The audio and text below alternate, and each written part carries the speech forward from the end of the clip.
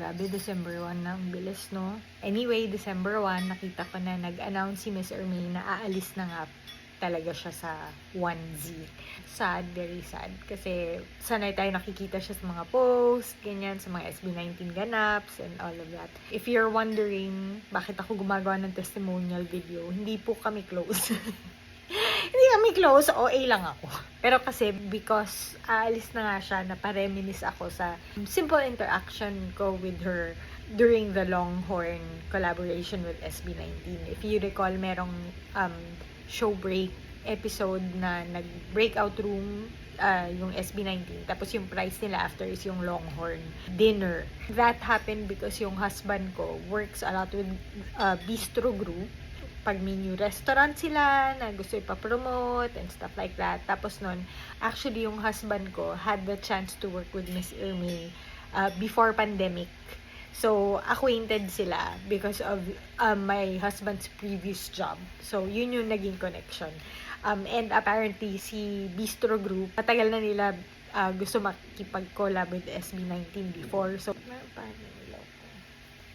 So, yun yung naging connection. And then, sakto naman, si Miss Ermay sabi niya, parang magandang na opportunity nga yan kasi may show break sila. And, yun yung pwedeng maging prize. Luckily, nag-push through. So, syempre, ako 18, sabi ko, hindi ako kakasama dyan mag-a-absent talaga ako sa work. So, yun. So, finally, nangyari na, anong date nga, yung birthday ni Ja. Punta kami sa Longhorn around an hour before dumating the rest of 1Z Entertainment to check lang na kung okay ba sila doon o may designated spot na ba sila dyan. Dumating na sila, nag-shoot na sila, kumakain na yung boys doon. Since magkakilala nga yung husband ko and si Mr. May, chika-chika sila. So ako din medyo nakikichika-chika din doon. Etong husband ko, sabi niya, kwento ba natin kay Miss Ermi? Sabi ko, sige, kwento mo na. Actually, kasi yung YouTube channel ko na-close because of copyright strike for the Simulat Wakas kick-off videos. Kwento namin, nasad kasi manually pinagpupuyatan ko yung English subs. Tapos sabi niya, naku, sorry talaga, sayang, pero wala tayong magawa, ganun talaga. Gets naman, di ba? So, yun. I'm happy na aware siya. Chika-chika, ganyan. Then, finally, tapos, kwento ko na rin, syempre, yung interaction ko with SB19, chance ko na to. Kasi never ko talaga tong kinento. Kasi nga, hindi naman, ayoko naman yung dating is, tinulungan namin sila with a collaboration para magka-content ako, di ba? Syempre, hindi naman yun. Wala akong videos that day.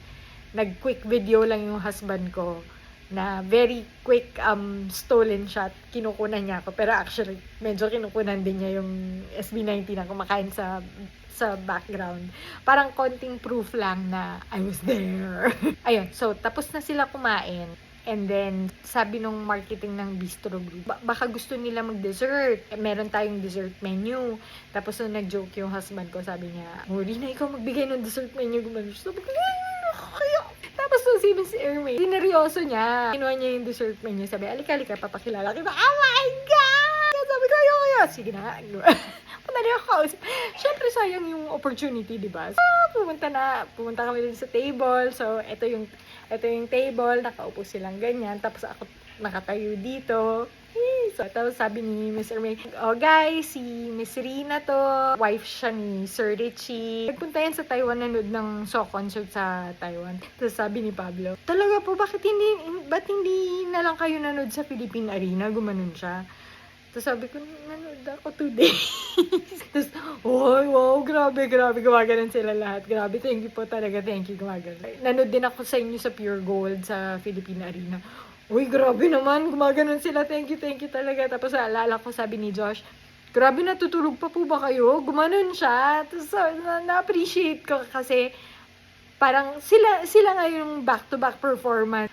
World tour, tapos concert dito, lipad dyan, lipad dito, tapos on practice dyan, perform dito. It shows na iisip pa rin nila talaga yung well-being ng mga O18 na katulad natin na attend ng concerts. So yun, na-appreciate yun kay Josh. Sobrang natouch ako.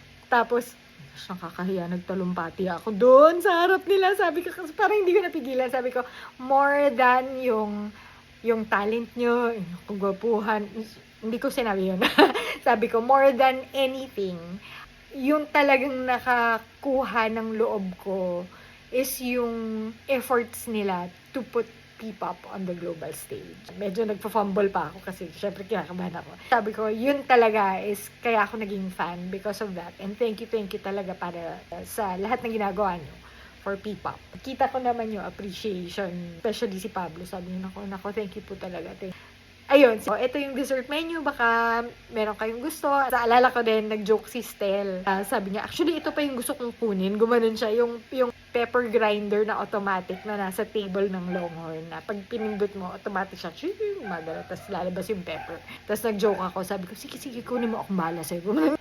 Siyempre hindi naman ako may-ari na. Sobrang tuwa ko, hindi ko inintroduce yung asawa ko.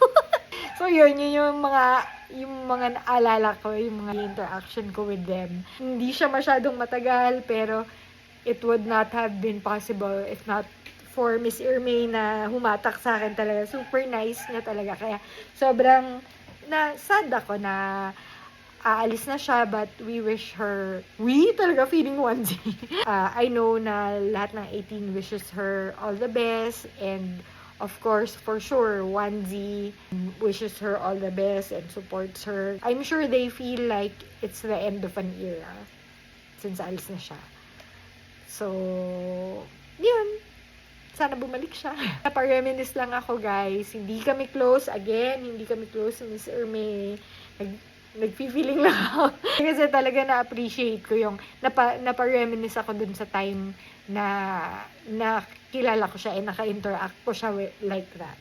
Ayun, sino man kayo na nakikinig sa akin ngayon, if umabot kayo dito, pasensya na 18 kasi, so walang gamot dito, and yun, talaga na-appreciate ko lang si Miss Irmay. Naisip ko, perfect opportunity to share that story kasi kasama siya dun sa story na yun. At saka syempre flex ang interaction ko with SB19. Ayun lang. Thank you everyone. Good luck Miss Irmay with your next endeavor. Bye guys. Bye.